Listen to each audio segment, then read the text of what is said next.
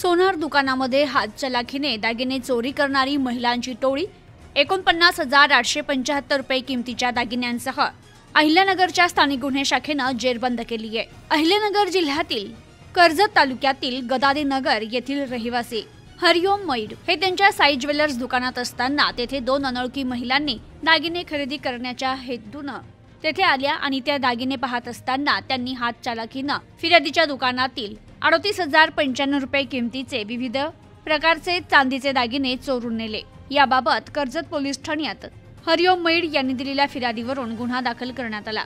दरम्यान दिवाळी सणाच्या वेळी अहिल्यानगर जिल्ह्यात गर्दीचा फायदा घेत प्रवाशांचे दागिने चोरीच्या घटनांमध्ये तसेच सराफ व्यावसायिकांच्या दुकानात चोरीच्या घटना घडलेल्या असल्याने स्थानिक गुन्हे शाखा अहिल्यानगरचे पोलीस निरीक्षक किरणकुमार कबाडी यांनी पथक तयार करत पथकास गुन्हे उघडकीस आणण्याबाबत सूचना आणि मार्गदर्शन करत कारवाई कामी पथकास रवाना केलं होतं। दरम्यान पथक जामखेड परिसरात गर्दीचा फायदा घेऊन चोरी करणारे तसेच सराफ व्यावसायिकांच्या दुकानात दागिन्यांची चोरी करणाऱ्या महिला आरोपींची माहिती घेत असताना पथकास माहिती मिळाली की बीड जिल्ह्यातून काही महिला जामखेड परिसरात येऊन सराफ व्यावसायिकांचं लक्ष विचलित करून दागिने चोरी करत असून त्यातील दोन महिला या पुन्हा चोरी करण्यासाठी जामखेड बस स्टँड परिसरात आलेल्या असल्याची माहिती मिळाली। त्यानुसार पथकाने तात्काळ जामखेड बस स्टँड परिसरात जाऊन खात्री केली असता दोन संशयित महिला तेथे दिसून आल्या।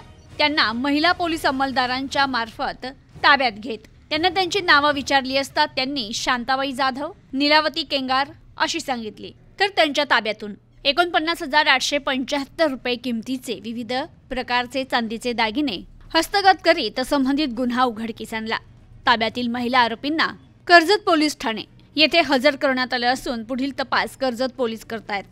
Bureau report, news today 24, Ahilyanagar.